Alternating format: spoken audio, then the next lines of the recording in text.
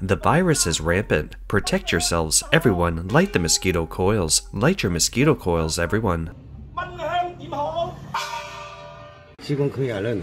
Chikungunya fever. Look, the chikungunya outbreak in Shunda, Foshan is spread by this type of mosquito. All these mosquito larvae need to be cleaned up. Wow, so many mosquito larvae.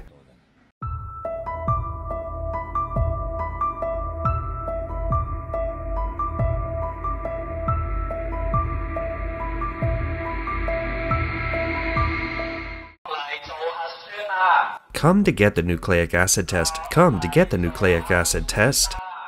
China has recently seen a resurgence of the epidemic. An outbreak of Chikungunya fever has occurred in Foshan City, Guangdong Province, and is rapidly spreading to 12 other cities in this province, and even reaching Macau and Beijing. It's over, guys. The Chikungunya virus has reached Beijing. Those of you with elderly children, pregnant women, or mothers at home should avoid wandering around. There's no effective treatment for this virus, and if you get infected, your joints will ache so badly you'll question your life.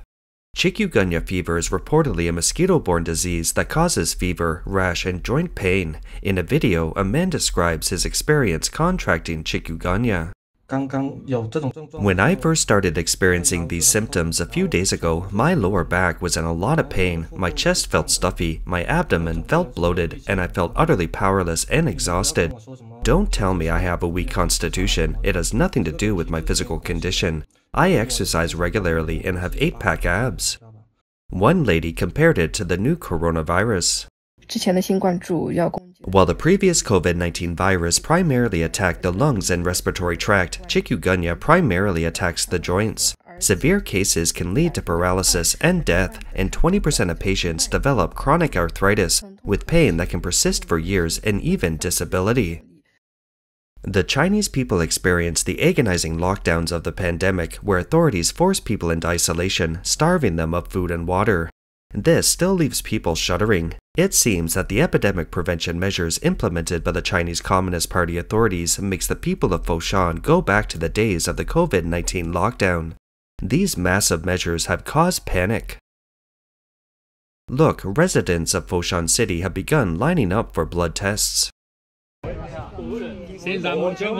Sir, please open the windows and turn on the air conditioner. Yes, I did. Even more outrageous, Shunda Longjiang Hospital has even stipulated that residents are not allowed to leave during the 7-hour waiting period for blood test results. Currently, a village in the Shunda region, Foshan City, has been sealed off at night. This video shows the beginning of road control measures on a key road section in Letsong Town, Shunda, Foshan. What's going on over there? I don't know. This footage shows the entire village in Foshan lining up to register their recent travel history. Will targeted quarantines be the next step? There are indeed cases where the government is forcibly isolating people. We need to quarantine some infected people. As expected, the CCP has reverted to the tactics it used during the COVID-19 pandemic. Dr. Hong Wen-shin, chief physician at the Infectious Disease Center of the Guangzhou No. 8 Municipal Hospital affiliated to Guangzhou Medical University, publicly stated that people need to take a nucleic acid test. Diagnosis of chikungunya fever still requires a nucleic acid test, and results are usually available within 3 to 5 hours. According to the latest official CCP report, as of July 26, Guangdong Province had a cumulative total of 4,824 confirmed cases, with Foshan exceeding 4,000.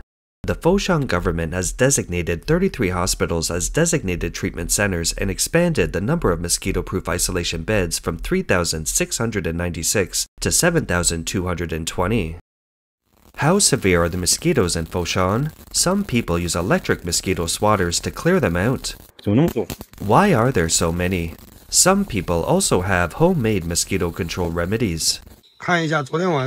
See how effective last night's mosquito control was? Oh, it was packed with mosquitoes, all alive and kicking. You can't just open it or they'll all run out. The hens are already here waiting for them.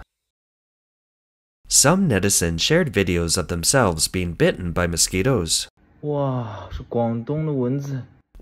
it's mosquitoes from Guangdong, bites all over my face. Wow, this is outrageous. Although the CCP officially claims that the infected are mild cases with no severe cases or deaths, you can hear announcements on the streets reminding people to avoid mosquitoes. Mosquito control, bite prevention, disease control, and infection prevention. Clearing stagnant water, mosquito control, bite prevention, and disease control and infection prevention. Epidemic prevention personnel carrying sprayers spray smoke all over the streets to disinfect.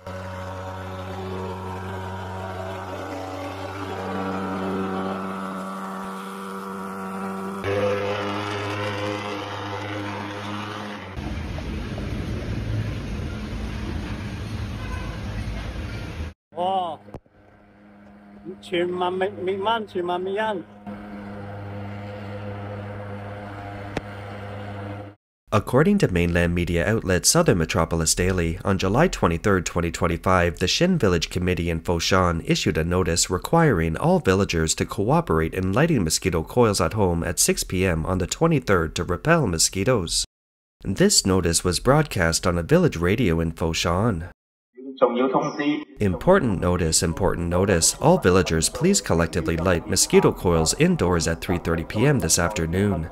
Our village fire department will begin a coordinated mosquito control operation outdoors at 4 p.m. Hello fellow villagers and migrant workers, for your health and everyone else's, the dengue fever situation is dire. Please empty all water in front of and behind your houses. At 6 p.m. please light mosquito coils all together. Speaking of lighting mosquito coils, people usually light a tray of them at a time. However, in response to the Chikungunya Fever outbreak, this strange phenomenon has occurred. Mosquito coils can be harmful to the human body. Lighting so many mosquito coils at once will undoubtedly release harmful gases. One netizen commented, "You're not killing the mosquitoes. Be careful, the mosquito coils might kill you."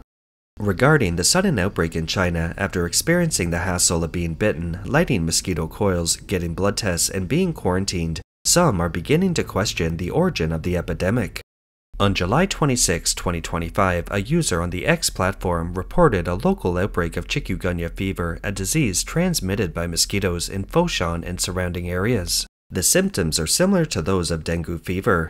Some netizens suspect that this so-called outbreak is actually closely linked to the world's largest mosquito factory, located in Guangzhou's Huangpu Science City by the Sun Yat-sen University Vector Control Center. A Weibo post from a mainland Chinese user on April 26, 2024 alleges that a genetically modified mosquito factory existed in Guangzhou's Huangpu District Science City, operated by researchers at Sun Yat-sen University.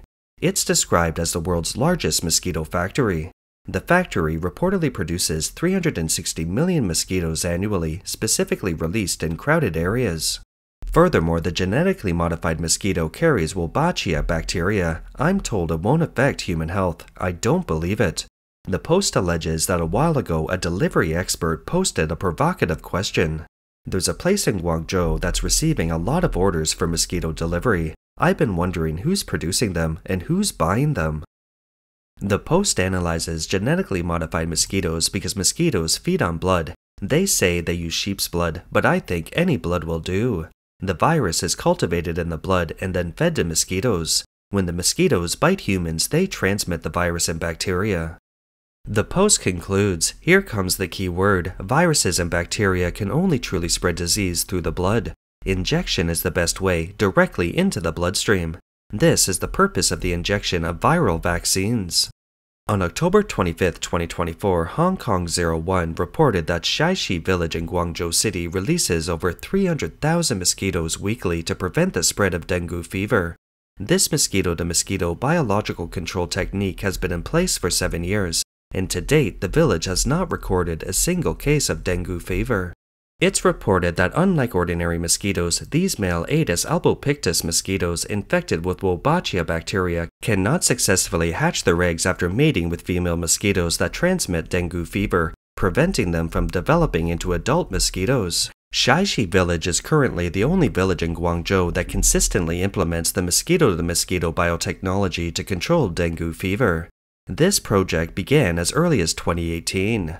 Long-term monitoring shows that the control rate of Aedes albopictus mosquitoes in the village has consistently exceeded 90%. This may explain why the villagers have not been infected in this new wave of the epidemic. Could something go wrong in the Chinese laboratory again, causing mosquitoes to start spreading Chikungunya fever? Now, imported cases of chikungunya have been discovered in Beijing and Shanghai, causing widespread panic. It seemed as if overnight, mosquitoes across China became a key surveillance target. On July 26, one WeChat public account published an article stating, "Foshan is once again undergoing nucleic acid testing for the COVID-19 epidemic. 3 years later, another 3 years?" The article states that overnight, Foshan is once again caught in the midst of COVID-19 epidemic prevention. First, 40 hospitals posted signs announcing their ability to perform nucleic acid testing for the Chikungunya virus.